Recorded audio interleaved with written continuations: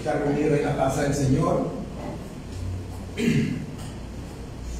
Dándole gracias una vez más por que su Espíritu nos ha permitido estar aquí. ¿Amén? Y bueno, vamos a en este día tan especial, pues vamos a darle un paso a nuestro hermano Reinaldo, que viene a compartir la palabra del Señor. Es el Espíritu del Señor hablando a nuestros corazones. ¿Amén?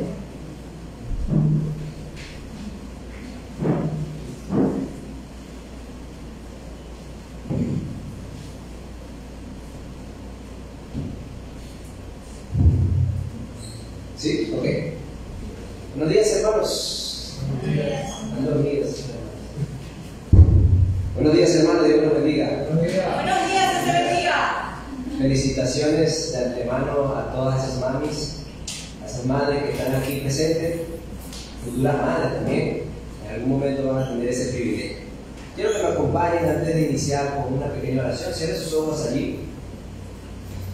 Padre de gloria, delante de tu presencia venimos, Dios mío, rogándote que tu Espíritu Santo, Señor, ministre nuestras vidas, toque nuestros corazones, impacte nuestras vidas. Padre, que aquellas personas que van a venir, Señor, que están llegando, tú las traigas con bien. Y los que estamos aquí presentes, Señor, con quietud en nuestros corazones, en nuestras almas, Padre, para escuchar tu hermosa palabra, Dios mío.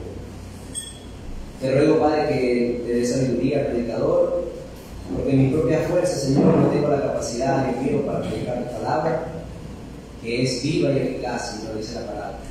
Te pido que esa verdad caiga en los corazones de mis hermanos en esta hermosa mañana, y que salgamos de aquí renovados, Señor, en el conocimiento de ti, amándote más, teniendo más paz en nuestros corazones, teniendo más certeza de tu verdad, y que salgamos de aquí para vivir para tu gloria, Señor.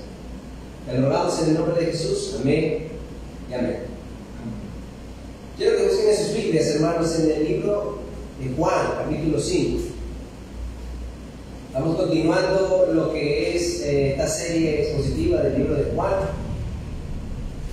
La semana pasada nuestro hermano Hilario estuvo hablando acerca de algo que ocurrió en el capítulo 5 de Juan. ¿Alguno de ustedes recuerda? ¿Qué pasó en el capítulo 5 de Juan? A ver, se les olvidó nada. ¿Qué pasó la semana pasada en el capítulo 5 de Juan? Jesús hizo un gran milagro. Dice que sanó a un paralítico que tenía 38 años postrado, esperando por su sanidad. Yo no me puedo ni imaginar, hermano, lo terrible que debe ser tener 38 años postrados esperando por un milagro. Dice que ese hombre estaba allí frente al estanque, esperando que un ángel viniera y moviera las aguas. Y Jesús, cuando le preguntó, ¿quieres ser sano?, le dijo: Señor, pero es que yo ya lo he intentado. Tengo 38 años aquí y cada vez que se mueve el agua, yo trato de llegar, pero alguien es más rápido que yo. Qué situación tan dramática, hermanos. Una persona que de verdad lo estaba intentando en sus fuerzas, estaba dando todo para llegar a la sanidad que él quería, pero dice la Biblia que siempre alguien se le adelantaba. Desesperante, ¿no? Luego Jesús hace un gran milagro en su vida, como decía nuestro hermano Hilario el domingo anterior. Y las personas, en vez de alegrarse, ¡wow!, sanaron a una persona. Esa persona recibió un milagro después de 38 años esperando. Dice que ellos querían era matar a Jesús. ¿Cómo se atreve a sanar a una persona en el día de reposo? Y Jesús tuvo que, esto es lo que vamos a hablar el día de hoy, tuvo que explicarle a la audiencia y a nosotros por qué razón Jesús sanó a ese hombre. Y antes de iniciar en el texto que vamos a empezar a leer, quiero hacer una pequeña introducción y quiero hacer un caso hipotético. Quiero que usted se traslade a algo en su imaginación. Imagínese que usted entra en una prestigiosa empresa, y no solo prestigiosa, sino multimillonaria, una de esas empresas que mueven el mundo, ¿no? Imagínese una red social, imagínese Google, imagínese Tesla, y usted entra a trabajar en esa empresa, pero usted nunca ha conocido ni ha visto al dueño. Normalmente esas empresas tan grandes, los dueños ni siquiera interactúan con los empleados. Y usted empieza a trabajar en esa empresa, y lo primero que usted hace cuando usted llega a trabajar allí es que le dan una lista de reglas. Tiene que ponerse este uniforme, su área de trabajo es esta, entra a esta hora, sale a esta hora, su hora de comida es esta. Hay ciertas áreas que usted no puede entrar porque son restringidas para otro personal que usted no está calificado. Y le ponen muchas reglas. A todos nos ha pasado en los trabajos.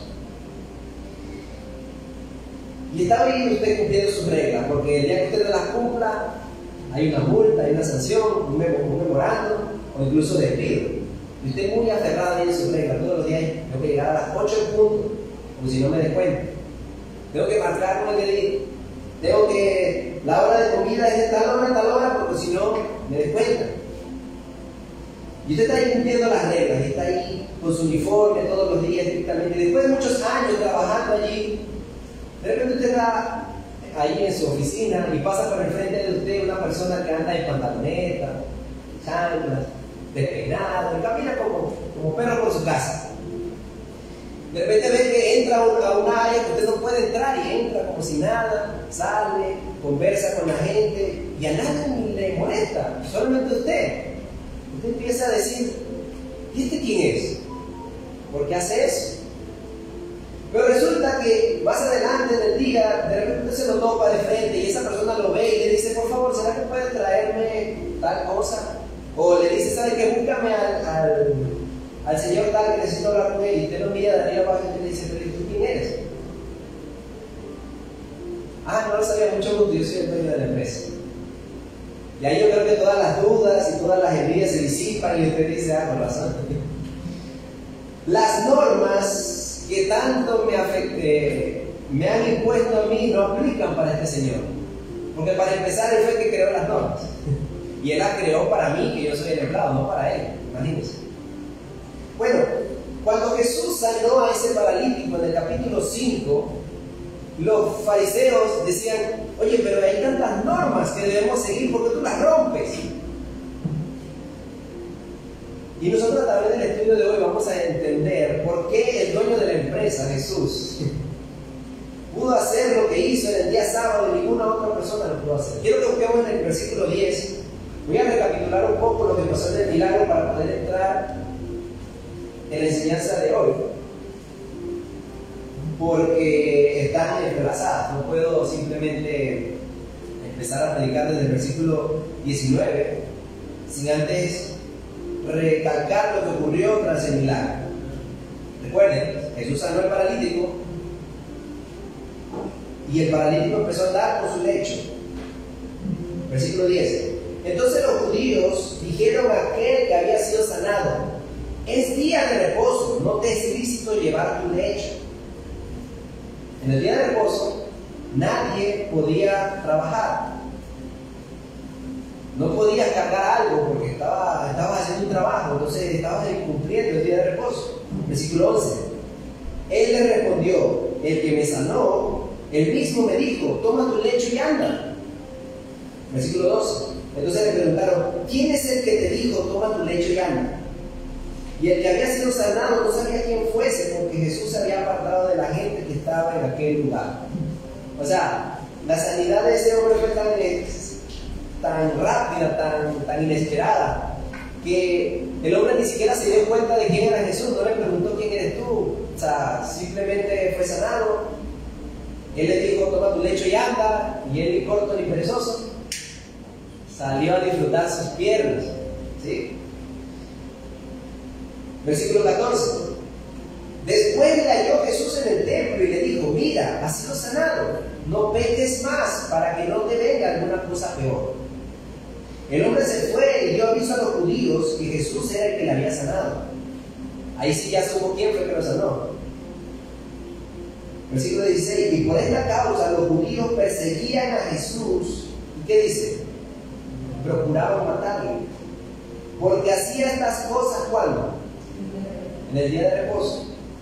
Y Jesús le respondió, mi Padre hasta ahora trabaja, y yo trabajo. Y por esto, versículo 18, y aquí está la cerecita del pastel, por esto los judíos aún más procuraban matarle, una razón más potente, poderosa para querer matar a Jesús, porque no solo quebrantaba el día de reposo, sino que también decía que Dios era su propio Padre, haciéndose igual a Dios. Podemos notar que luego del milagro tan asombroso que la semana pasada estudiamos, hubieron dos acusaciones que se le hicieron a Jesús. Número uno, tú estás rompiendo la regla del día de reposo. Estás haciendo milagros en el día de reposo, eso está prohibido. Y cuando Jesús les dijo, bueno, si mi Padre Dios trabaja, yo también trabajo. Ellos dijeron, peor, te hace llamar hijo de Dios. ¿Quién te crees tú? ¿Recuerdas la parábola del inicio? Que le decía, ¿quién eres tú? Y eso nos lleva a nuestro primer título de esta enseñanza, para los que anotan. Quiero que escriban allí, Jesús sana en el día de reposo. Y vamos a descubrir por qué Jesús sanó a ese hombre el día de reposo. Jesús pudo haber ido el viernes, Jesús pudo haber ido el jueves, pero si ustedes han leído los evangelios, hermanos, yo creo que ustedes se han topado con varias veces donde Jesús sanó a una persona en el día de reposo. Sanó a ese paralítico, sanó también a una mujer que estaba encorvada, ¿sí? Y así muchos milagros ocurrieron en el día de reposo, y siempre la reacción era la misma. ¿Por qué tú haces esas cosas en el día de reposo? ¿Por qué rompes el día de reposo? Si bien es cierto, hermano, quiero que entendamos una cosa. Es cierto que el día de reposo era una ley y no se podía incumplir. Es cierto que el día de reposo era sagrado, pero el día de reposo no fue hecho para hacerle daño al hombre, sino para beneficiarlo. Y es como si nosotros en nuestra semana tenemos libre el día domingo y nosotros estemos amargados porque ya viene el domingo, viene el domingo.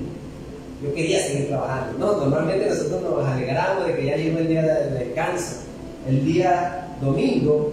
Lo que pasa es que los judíos entendieron tan mal el día de reposo que ellos lo convirtieron en una carga.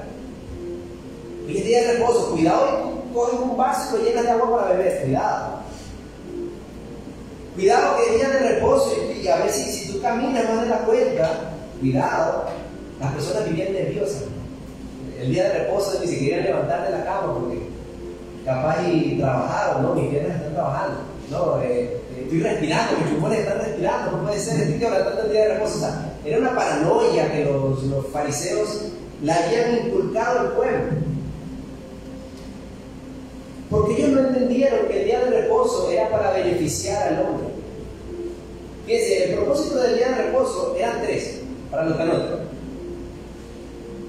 El día de reposo tenía la particularidad de que era un día para descansar el cuerpo. Muy bien. 6 días trabajarás, dice el mandamiento, y el séptimo reposarás de todo tu trabajo. Muy bien. En segundo lugar, era un día para celebrar a Dios. Las personas iban al templo a tener comunión con Dios, a estar con Él, a conocerlo, a ofrecerle sacrificios de alabanza. Y número 3, era un momento para compartir con la familia, con los amigos y con los demás miembros de la comunidad judía. Esos eran los 3 propósitos. Pero también había 3 excepciones en las cuales se podía romper el día de reposo. 3 excepciones. Número 1, actos de misericordia. Si bien es cierto, tú no puedes trabajar el día de reposo, la ley decía que si tú ibas por la calle y se caía en una zanja, en ese hueco, caía una oveja, que estaba ahí toda atrapada, dice que tú podías sacarla. Tú podías esforzarte hasta sudar, buscar una pala, abrir un hueco y sacar a la ovejita pobrecita que está ahí. O si tú tienes amarrado tu caballo hasta tu mula y es día de reposo, tú tenías permiso de desamarrarla para llevarla a beber agua al pozo. Si ven, acto de misericordia. Pero la ley mencionaba los animales, pero Jesús siempre le decía, pero es que no se enfoquen en que sea animal, es sí el mandamiento, misericordia. Si tu hermano tiene una necesidad, ayúdalo el sábado. Los discípulos de Jesús en una ocasión andaban con él, dice que tuvieron hambre en el sábado y empezaron a arrancar espigas para comer. Los fariseos, oye, mira, tus discípulos están comiendo. Oye, ellos tienen hambre. ¿Qué? ¿Por qué sábado se tienen que morir de hambre? Entonces, Jesús siempre, y la Biblia enseña que el sábado se podía quebrantar, o sea, podías trabajar el sábado si la razón por la que lo hacía era acto de misericordia. La segunda razón, actos de culto a Dios. Mire, si había un día donde los sacerdotes trabajaban, era el sábado. Era sábado. Pero los sacerdotes estaban en el templo ahí, tenían que sacrificar al animalito, el cordero, la sangre, entrar, hacer el ritual. Los sacerdotes se sacaban el aire el día sábado. Pero como eran actos de culto a Dios, lo podían hacer, estaba permitido. Pero también había una tercera obra que era una excepción, y era la obra de Dios. El sábado, aunque era el día de reposo, Dios trabajaba. Porque imagínense, si Dios el sábado decía, yo también voy a descansar como los seres humanos, y el universo se desintegra. Porque Dios es el que lo sostiene. Entonces, cuando Jesús dice en el versículo 17, escuchen esto: mi Padre hasta ahora trabaja, es decir, Dios está trabajando ahorita, el sábado. Hoy sábado Dios está trabajando. Así que yo también. Lo que Jesús acababa de hacer al paralítico era un acto o una obra de Dios. Y los fariseos no podían acusarlo de quebrantar el sábado porque esa era una excepción. Así como mi Padre está trabajando, manteniendo el mundo, dándoles el aire para que ustedes respiren, manteniendo el mundo para que no caiga en desgracia con catástrofes, así mismo yo en este momento estoy sanando a este paralítico, porque es una obra de Dios. Pero ellos no lo entendieron. Ellos de inmediato se enojaron más y dijeron: este loco además se hace creer igual que Dios, porque él se está atribuyendo esa obra a una obra como la de Dios. Matémoslo. Busquen las piedras para matarlo en este momento. Dice que ellos empezaron a perseguir aún más a Jesús, porque ellos entendieron que cuando Jesús dijo: mi Padre trabaja, yo también, Jesús estaba haciendo igual a Dios. La reacción de los fariseos o de los líderes religiosos no se hizo esperar. Ellos claramente entendían que Jesús se atribuía un título que no podía ser otra cosa que ser igual a Dios. Ellos entendieron: este se está haciendo igual a Dios. Ellos entendieron eso. Y ese pudo haber sido, hermanos, el momento oportuno, el mejor momento para que Jesús, si eso no era verdad, lo hubiese aclarado. Y eso nos lleva a nuestro segundo punto. ¿Cuáles eran las credenciales de Jesús? O sea, ¿por qué Jesús dijo lo que dijo? ¿Qué hacía que Jesús fuera la persona correcta para llamar a Dios Padre? Mira, hermanos, hay muchas religiones o creencias que niegan esta verdad. Ellos dicen que Jesús es Dios. Ellos dicen que Jesús es un ángel, que Jesús es un humano con superpoderes, ¿no? Ellos inventan muchas cosas y niegan que Jesús es Dios. Pero este texto, el capítulo 5 de Juan, bueno, la mayoría del Evangelio de Juan, nos deja muy claro que Jesús era Dios. Yo quiero que a través de la Escritura nosotros podamos, a través de estos textos que vamos a leer, nosotros podamos conseguir suficientes argumentos para que esta verdad cale en nuestros corazones. Que si un día viene alguien y te diga: no, estás equivocado, Jesús no es Dios, tú le digas: estás mal, tú no has leído la Biblia. Porque si tú buscas un versículo aislado, pequeñito, puede ser que tú entiendas que Jesús no es Dios, ¿no? Tú buscas un versículo apartado completamente de su contexto y tú llegas a la conclusión de que este texto es un argumento poderoso para creer que Jesús no es Dios. Puede ser. Pero la Biblia no fue escrita en versículos pequeñitos. La Biblia fue escrita en secciones largas. Y si tú lees una sección larga con suficiente detenimiento, vas a llegar a entender el argumento. Y el argumento del capítulo 5 de Juan es que Jesús es Dios. ¿Cuáles eran las credenciales de Jesús? Versículo 19. Miren lo que Jesús respondió. Luego de que lo querían matar, Jesús no se fue, Jesús respondió. Y les dijo: de cierto os digo, no puede el Hijo hacer nada por sí mismo, sino lo que ve hacer al Padre, porque todo lo que el Padre hace, también lo hace el Hijo. Fíjense, igualmente. Jesús está diciendo, mire, yo como soy el Hijo de Dios, yo puedo hacer lo mismo que mi Padre. Porque yo soy igual a Él, porque yo tengo el poder de Él y porque yo tengo la autoridad de Él. El dueño de una empresa, cuando él se va, él puede fácilmente decir, mi hijo está encargado, y todos tienen que respetarlo como si fuera el jefe. No es la misma persona, pero es la misma autoridad, ¿cierto? ¿Por qué? Por el vínculo que ellos tienen. Jesús dice, miren, lo que hace el Padre, yo también lo hago. Jesús pudo haber dicho, si es que él no era el Hijo de Dios, si es que él no era Dios, porque si no era igual a Dios, él pudo haber dicho, no, ustedes no me entendieron. Yo lo que quise decir es que yo soy un ángel, que tengo poder de parte de Dios. No, Jesús dijo, yo soy igual a él. Versículo 20. ¿Por qué razón? Porque el Padre ama al Hijo y le muestra todas las cosas que él hace, mayores obras que ésta le mostrará, de modo que vosotros os maravilléis. Es decir, miren, lo que yo acabo de hacer con este paralítico no es nada comparado con lo que yo voy a hacer después. Versículos más adelante vamos a entender qué es lo que Jesús después va a hacer. Claramente Jesús se está atribuyendo a él el título de igual a Dios. Lo mismo que hace el Padre, yo también lo hago.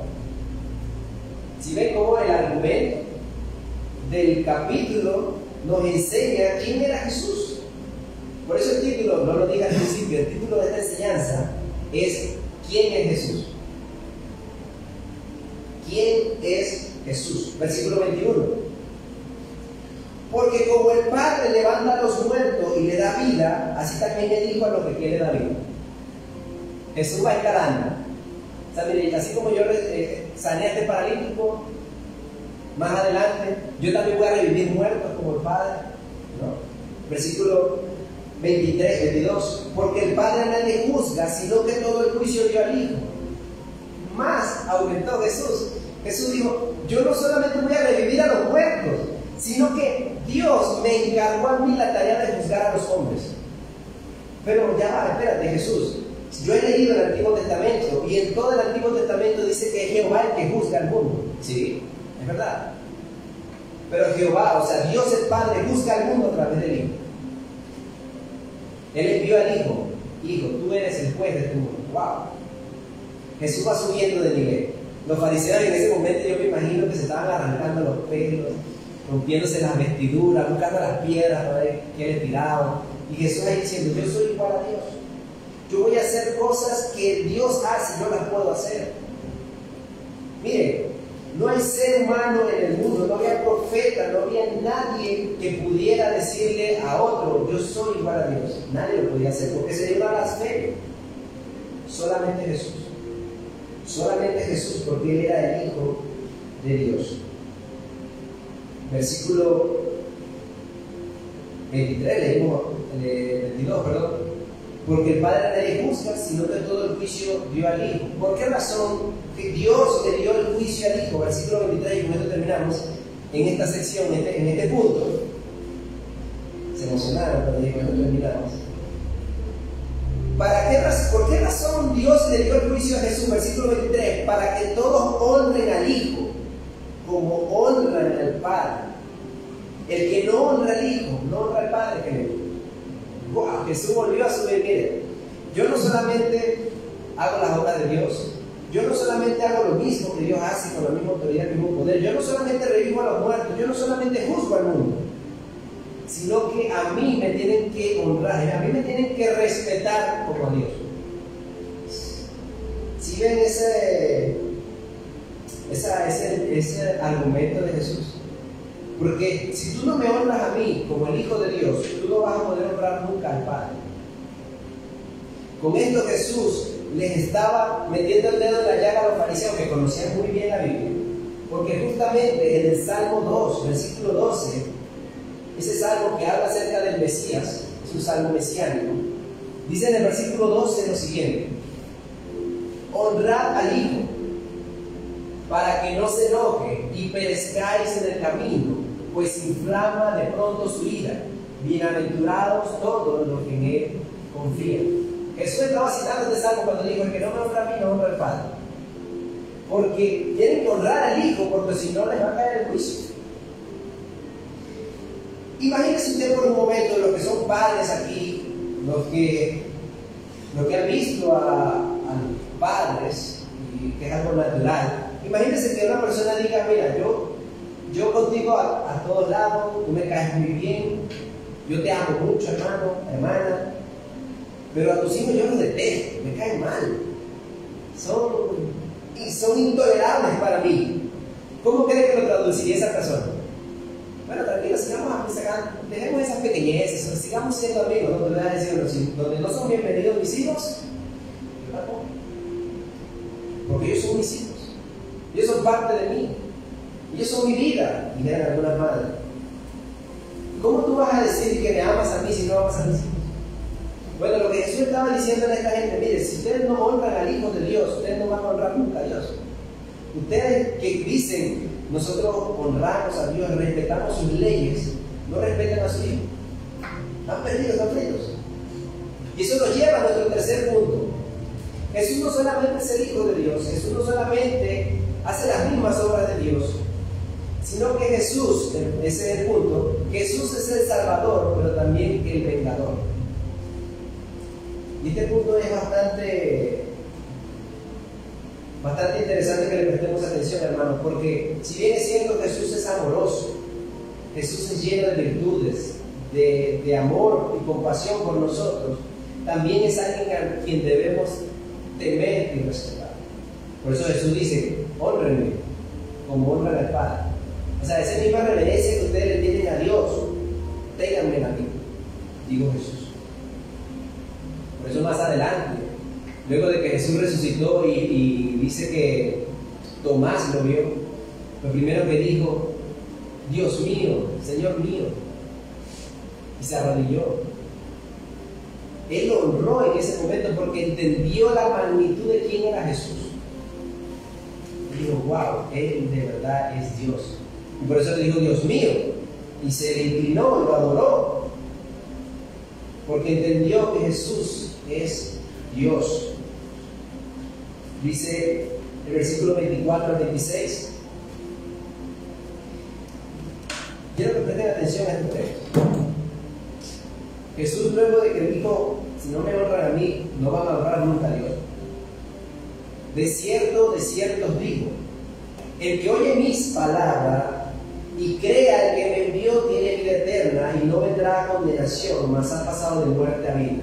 Recuerden el título: Jesús es el Salvador. Bueno, Jesús está presentando su salvación. Mire, el que cree lo que yo acabo de decir, que yo soy igual que Dios, va a tener vida eterna. Qué hermoso, qué maravilloso que Jesús nos presente la salvación de una manera tan fácil. Solamente cree lo que Jesús dice. Pero recuerden que dentro de creer en lo que Jesús dijo, Jesús acaba de decir que tienes que honrar. ¿Ven cómo tú dices que crees lo que Jesús dice para ser salvo si no le honras? Si eso fue lo que Jesús dijo. Versículo 25: de cierto os digo, viene la hora y ahora es cuando los muertos oirán la voz del Hijo de Dios, y los que leyeren vivirán. Porque como el Padre tiene vida en sí mismo, así también ha dado el Hijo el tener vida en sí mismo. Más va aumentando Jesús la ira de los fariseos. Los fariseos querían matar a Jesús en ese momento. Yo no me puedo ni siquiera imaginar la escena ahí de cómo estaba ese diálogo ahí entre Jesús y los fariseos. Yo me imagino a los 12 discípulos haciendo una cadena ahí, tratando de parar a los fariseos, y Jesús desde atrás diciéndole: yo soy el Hijo de Dios. Tienen que honrarme a mí, porque si no, no honrarán al Padre. Y los discípulos ahí, los 12 ahí haciendo una cortina para que no mataran a Jesús. De manera que Jesús, es cierto, Jesús, dice en el versículo que leímos hace un momento, no solamente los muertos que Jesús resucite, versículo 25, quiero que le prestemos atención a esto. Viene la hora, y ahora es, cuando los muertos oirán la voz del Hijo de Dios, y los que la oyeren vivirán. Este texto se me complicó un poco interpretarlo, porque podríamos fácilmente aplicarle tres verdades. A los muertos que Jesús se refiere ahí pueden ser, número uno, los muertos que resucitó durante su ministerio.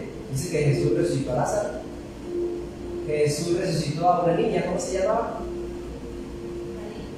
Talita. Jesús resucitó también a la hija, al hijo, de una viuda, y así creo que resucitó a otras personas. Jesús fácilmente pudo haberse referido a los muertos que él resucitó durante su ministerio, los que oyen su voz. Él dijo: Lázaro, levántate, y se levantó. Talita Cuni, sí. Él a Talita Cuni la levantó. Al hijo de la viuda también despertó con su voz. De manera que Jesús fácilmente pudo haberse referido a eso en este texto. Pero también se pudo referir a los muertos espirituales. Recuerden que en unos versículos antes dice que el que oye mi palabra y cree que me vio tiene vida eterna. Es decir, el que cree en Jesús y en su palabra resucita espiritualmente. Jesús pudo haberse referido a eso. Miren, vendrá un momento en el que las personas oirán mi voz y resucitarán espiritualmente. Jesús pudo haberse referido a eso. Pero también Jesús se pudo haber referido a los muertos en el día del juicio final. Dice la palabra de Dios en 1 Tesalonicenses capítulo 4, versículo 16, que Jesús mismo vendrá con voz de arcángel, con trompeta de Dios, y los muertos en Cristo resucitarán primero. La segunda venida de Cristo, o sea, el día del juicio, Jesús con voz de arcángel y con trompeta de Dios va a hablar a los muertos y le va a decir: levántense. Y todos los que creyeron en Jesús en vida resucitarán. Qué maravillosa promesa es esa. Dice que si nosotros estamos vivos ese día, hermanos, nosotros no seremos primero que los muertos. Es decir, muchas personas a veces piensan que el que falleció, el que se fue, va a quedar en el olvido. ¿Sí? Que el día que Cristo venga, se va a quedar atrás. No, la Biblia dice que ellos serán primero incluso que nosotros. El que murió en Cristo, hermanos, nos ganó la batalla, nos ganó la competencia. Ellos van a tener el privilegio de ser los primeros en ver a Cristo cara a cara. Ellos van a recibir la vida eterna, ellos van a recibir las vestiduras blancas, ellos van a estar eternamente con Cristo, primero que nosotros los vivos. Pero eso va a ocurrir el día final. Y Jesús pudo haber dicho en el versículo que acabamos de leer, versículo 25: viene la hora, y ahora es, cuando los muertos oirán la voz del Hijo de Dios, y los que la oyeren vivirán. Estas tres aplicaciones a este versículo, yo no veo inconveniente en que se las apliquemos las tres, porque exegética y hermenéuticamente, o sea, leyendo el contexto, fácilmente las tres pueden ser las que Jesús dijo ahí. El día que Cristo venga le pregunta: ¿a qué te referías tú en Juan 5:25? Pero las tres verdades son hermosas. ¿Sí o no? Que el día que ustedes le predicaron el mensaje del Evangelio y le predicaron acerca de Cristo, usted empezó a sentir un fuego en su corazón, empezó a sentir algo dentro de sí que le decía: tú necesitas de eso, tú necesitas a Cristo, tú necesitas entregarle tu corazón. Bueno, ese día tú resucitaste. Tú estabas muerto, tú no tenías vida espiritual, pero tú oíste la voz de Jesús a través de su predicador y resucitaste. Pero ¿cómo así? Yo no escuché a Jesús, la voz de Jesús, yo escuché al hermano que me predicó. Bueno, la Biblia dice que el que recibe a uno de lo que él envía, recibe a Jesús. Cuando tú estás predicando el Evangelio, hermanos, cuando tú estás predicando el Evangelio a otra persona y le estás hablando de la salvación, Jesús está hablando a través de ti y está impartiendo vida espiritual a esa persona que te oye. Qué hermosa palabra. Seguimos leyendo, 27. Recuerden, el Padre tiene vida en sí mismo, el Hijo también, versículo 27, y también le dio autoridad de hacer el juicio, por cuanto es el Hijo del Hombre. No os maravilléis de esto, porque vendrá hora cuando todos los que están en los sepulcros oirán su voz.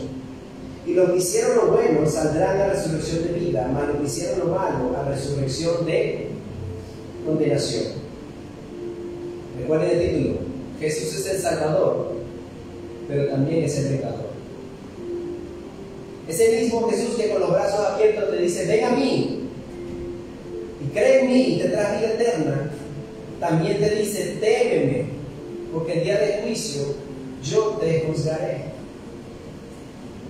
Si tú hiciste lo bueno, versículo 29, saldrás a resurrección de vida. Mas lo que hicieron lo malo, a resurrección de condenación. Y todo esto que hemos estudiado esta mañana me parece interesante, porque como decíamos cuando iniciamos el estudio de Juan, todos los milagros que Jesús hizo en el libro de Juan, que son 7, siempre venían como una enseñanza. Jesús hacía un milagro, llamaba la atención de las personas y luego les daba una enseñanza. El milagro del paralítico no fue una excepción. Precisamente Jesús entró al estanque de Betesda un día sábado porque Él quería enseñarnos a través de ese milagro un día sábado que Él era Dios. Él quería enseñarle a los fariseos que ellos no podían aplicarle esas normas a Jesús porque Él era Dios. Él era el dueño de la empresa, ¿recuerdan la analogía? Él es el que manda. Para empezar, Él fue el que hizo esas normas para bendecir a los hombres. Y es hermoso entender esta verdad, porque si nosotros tenemos claro quién es nuestro Salvador, nosotros podemos darle la honra y el respeto que merece. Jesús merece nuestra honra y nuestro respeto, porque Él no simplemente fue un hombre que vino y hizo cosas muy bonitas para que nosotros las leyéramos 2000 años después y ya está. La Biblia dice en Romanos 10, 9 al 10 que si confesamos con nuestra boca que Jesús es el Señor y creemos en nuestro corazón que Dios le levantó de los muertos, seremos salvos. Pero cuando Él dice que si confesamos con nuestra boca que Él es el Señor, Él está diciendo allí el texto, originalmente Él dice, Él es el Kurios, que es una palabra griega que significa Él es el soberano.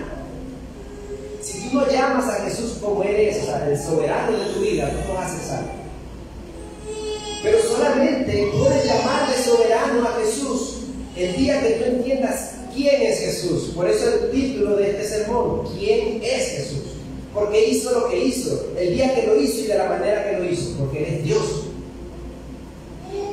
El día de reposo Jesús podía hacer obras de Dios porque Él es Dios. Todo lo demás el día de reposo tenían que estar alabando a Dios en sus casas, reposando el día de reposo, pero Jesús tenía que hacer la obra de Dios. Ese era su día de trabajo por excelencia, el día sábado. Y algunos de ustedes, hermanos, dirán, se preguntarán, hermano, pero es que eso que tú me estás enseñando es muy teológico, muy erudito. ¿Eso es que me beneficia a mi vida? Porque puede ser, hermano, que aquí haya alguna persona de ustedes que tenga problemas familiares. Puede ser que aquí haya una persona que tenga problemas económicos. Puede ser que alguna persona tenga enfermedades. Puede ser que alguna persona tenga tristezas. Y se estará preguntando, ¿en qué me beneficia a mí entender que Jesús es Dios? Cuando le haya aplicación a mí. Déjame ayudarte con eso. Para empezar, el Evangelio de Juan fue escrito para la iglesia. Y si está escrito aquí, fue escrito para ti. Para empezar, la palabra de Dios y todo lo que Jesús dijo e hizo fue hecho para ti, para que tú lo entiendas y vivas por él. Pero déjame darte 3 aplicaciones prácticas para lo que anotan. La primera aplicación es, número 1, creer y entender quién es Jesús garantiza nuestra real salvación. Mire, si hay alguna persona que no ha entendido ni ha conocido realmente a Jesús, que Él es Dios, que Él es el soberano de tu vida, que Él es a quien debes honrar y respetar, déjame decirte que debes cuestionar tu salvación. Porque dijimos hace un momento, Romanos 10, del 9 al 10, que si confesares con tu boca que Jesús es el Señor, ¿tú has confesado a Jesús como el Señor de tu vida? Como el amo de tu vida. Lo tienes en tu corazón dentro de ti diciendo, Él es mi Señor. Él es el soberano de mi vida. Si eso no ha pasado en tu vida, esta mañana lo puedes hacer. Vas a creer realmente que Jesús es Dios. Y eso garantizará tu salvación. Versículo 13 de Romanos 10 explica lo siguiente. Oye, hermano, pero ¿cómo yo voy a entender quién es Jesús realmente? Y eso es lo que estamos haciendo esta mañana. 10:13. Romanos 10:13. Porque todo aquel que invocare el nombre del Señor, es decir, aquel que confiese a Jesús, será salvo. Versículo 14. ¿Cómo pues invocarán a aquel en el cual no han creído? ¿Y cómo creerán en aquel de quien no han oído? ¿Y cómo irán sin haber quien les predique? Esa pregunta que Pablo está haciendo allí es que, mire, ¿cómo una persona va a ser salva y confesar a Jesús como el Dios de su vida si no se le predica a Jesús? Y eso es lo que yo estoy haciendo esta mañana. Yo te estoy predicando a ese Jesús que era hombre, pero era Dios. ¿Tú lo crees? ¿Tú crees que Jesús es Dios? ¿Tú crees que es igual a Dios? ¿No? ¿Tú crees que Él es el Salvador de tu vida? ¿Pero también crees que Él va a ser el juez de tu vida? Amén. Entonces, si tú has creído en ese orden, tú tienes la salvación. Y si no lo has creído, te invito esta mañana a hacerlo. Pero la segunda aplicación que yo conseguí a esto fue: conocer a Jesús hace posible honrarle como se debe. Si tú no sabes quién es la persona que tienes enfrente, tú no le vas a dar honor. ¿Recuerdan la analogía que decía esta mañana? La persona en pantaloneta entrando por la empresa, tú no tenías ni idea de quién era, pero cuando él te dio la mano y te dijo: yo soy el dueño de esta empresa, ahí como que te entró el temor y el respeto, y no, sí señor, claro que sí, pídamelo. ¿Un café quiere también? ¿Qué más quiere que le haga? Bueno, la única forma de que tú puedas respetar a Jesús en tu vida como se debe es cuando tú entiendas quién es Jesús. Él es mi Salvador, amén, gloria a Dios, pero también es mi juez.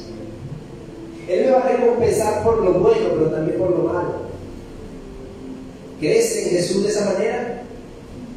Solamente va a ser posible honrar a Jesús cuando tú lo conozcas, y la única forma de que tú lo conozcas no es que veas la película La Pasión de Cristo, no es que veas una serie de shows, no, así tú no vas a conocer a Jesús.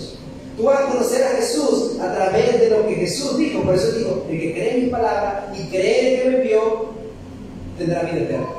Mis palabras están aquí, en la Biblia está en la palabra de Dios. Cada domingo, cada día de estudio bíblico que tú vienes a conocer más y más de Jesús, te habilita y te ayuda a honrarle como se debe. Esta mañana, los que se lo perdieron, hicimos un devocional muy, muy interesante. Nuestro hermano leía 2 de Pedro 1, del 3 al 8. Y decía que nosotros a nuestra vida debemos añadir cosas. A nuestra fe debemos añadir virtud. A nuestra virtud, conocimiento. A nuestro conocimiento, amor, dominio propio y una lista de cosas. Y en el versículo 8 explica por qué. Porque si tú añades a tu vida todo eso, entre ellas el conocimiento de Dios, tú no vas a ser una persona ociosa en la fe. Hay muchas personas que son ociosas en la fe, hermano, que solamente vienen, reciben y se van. Son incapaces de buscar en la palabra verdades que aplicar a su vida. Son incapaces de ver un video en YouTube siquiera para preguntar algo acerca de Dios. Son incapaces de orarle al Señor en la mañana, en la noche. Son incapaces de crecer, de querer conocerle más a su amo, a su dueño, a su Dios. Dice la Biblia que son personas infructuosas espiritualmente. Lamentablemente, hermanos, Jesús esas cosas también las va a juzgar. Jesús el día del juicio no te va a preguntar cuántos títulos tuviste, cuántas carreras estudiaste, cuánto dinero acumulaste. Te va a preguntar cuánto me conociste, porque yo te salvé para que anunciaras las virtudes mías al mundo. ¿Y qué virtudes vas a anunciar si tú no me conoces? ¿Qué virtudes qué milagros vas a hablarle a la gente de que hice yo en los Nuevos Testamentos si ni los has leído? Yo sané al paralítico y di una tremenda enseñanza acerca de mi deidad. ¿Tú la conociste? No, es que esa no lo predicaron en mi iglesia. ¿Y qué hacías tú toda la semana que lo leías? Personas piensan y creen que nosotros los predicadores tenemos que venir acá y predicar Génesis y Apocalipsis para que no te vayas lleno de casa. Imagínate cuántas horas sería eso. No, hermano, la tarea de crecer espiritual es tuya también. La Biblia dice que los pastores y maestros cuidan las almas de sus ovejas como quienes han de rendir cuenta. Es verdad, sí, nosotros vamos a rendir cuenta con ustedes, por lo que enseñamos, por lo que predicamos, como lo dijimos cuando lo dijimos. Pero también vas a rendir cuenta tú por tu propia alma. Muchas personas piensan que van a llegar al cielo y Jesús le va a preguntar: ¿tú qué haces aquí? No, que mi pastor predicaba muy bien. No es así, no funciona así. ¿Cuánto de eso creíste y cuánto de eso viviste? A ver, esta mañana cuando iniciaba la prédica, preguntaba a ustedes: ¿qué se predicó la semana pasada? Digo, wow, una semana se olvidaron, hermano, de la palabra que Jesús les habló. Bueno, yo espero que la próxima semana, cuando yo nuevamente les pregunto de qué se habló, les puedan decir: se habló de que Jesús es Dios, de que Él es nuestro amo y que nosotros debemos conocerle para tener vida eterna. Y la tercera aplicación, ya con esto concluyo: conocer a Jesús nos hace vivir con gozo. Si han leído Juan 3:16, ¿sí? Es un texto muy bonito que todos lo conocemos. Porque de tal manera amó Dios al mundo que dio a su Hijo unigénito, para que todo aquel que cree no se pierda, mas tenga vida eterna. Un hermoso texto. Pero si tú no entiendes quién era Jesús, sonará algo así como que no. Dios quería salvar el mundo, pero Él dijo: no, ni loco yo, vamos a mandarte más. Y mandó a Jesús. O sea, si tú no conoces a Jesús, quién es Jesús y el valor que Él tiene, el texto te va a sonar así, te va a sonar así como: no, Dios amó mucho al mundo que mandó a matar a otro. Mandó a otro a morir por él. No, cuando tú entiendes quién es Jesús, ese texto tú vas a decir: de tal manera amó Dios al mundo que Él mismo en el Hijo, o sea, que Dios mismo murió por mí. Ese es el amor real de Dios por mí. Y conocer esa verdad te va a hacer vivir con gozo, porque aunque tu novia no te quiera, aunque tu esposo quizás no te dé el afecto que tú necesitas para sentirte lleno, cuando tú lees acerca del amor de Dios, tú dices: wow, Dios me ama. Cuando te sientas deprimido, sientas que tu vida no vale nada, y tú recuerdes que Dios te ama, tú te vas a levantar nuevamente. Mire, quizás mi jefe no me quiere, pero Dios me ama. Quizás la chica que me gusta no me para bola, pero Dios me ama. Quizás cuando yo entro por un lugar, nadie se para, se quita el sombrero porque no soy popular, pero Dios me ama. Y eso nos llena de gozo. Es un gusto ver a nuestra hermana María aquí. La amamos mucho, hermano. Yo quiero darte una palabra de parte de Dios. ¿Sabes por qué tu mami está con Dios hoy en día? Porque Jesús murió por ella. Por el amor de Dios. ¿Y sabes por qué nosotros, el día que estemos pasando por el valle de sombra de muerte, el día que nosotros vamos a morir, que va a pasar probablemente, a menos que Cristo venga antes, tú vas a poder estar confiado y no vas a estar aferrándote a la vida? Hay personas que cuando se están muriendo se aferran a la vida: no, por favor, venden el carro, la casa, todo porque quieren salvarse. Para ellos la vida es tan valiosa, porque ellos no han entendido el amor de Dios. Jesús le dijo a sus discípulos: yo me iré y prepararé morada para ustedes. Qué bonita debe ser una casa hecha por Dios mismo. Qué bonita debe ser una casa hecha por Dios mismo. Hace un momento cantábamos una hermosa alabanza, Gracia admirable, y nos hicieron repetir el coro de la última estrofa, ¿recuerdan? Después de años 1000, se refiere, después de estar 1000 años en la eternidad, aún así no estaremos cansados de alabar a Dios.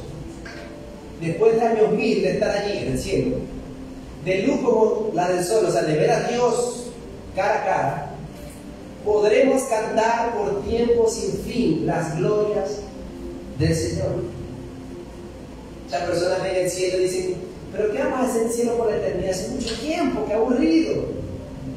Voy a practicar todos los deportes habidos y por haber, voy a ver las películas habidas y por haber. O sea, las personas se imaginan el cielo como algo aburrido, ¿no? Por eso se aferran a la vida. No es que esta vida es muy buena. No, hermanos, el cielo es mejor.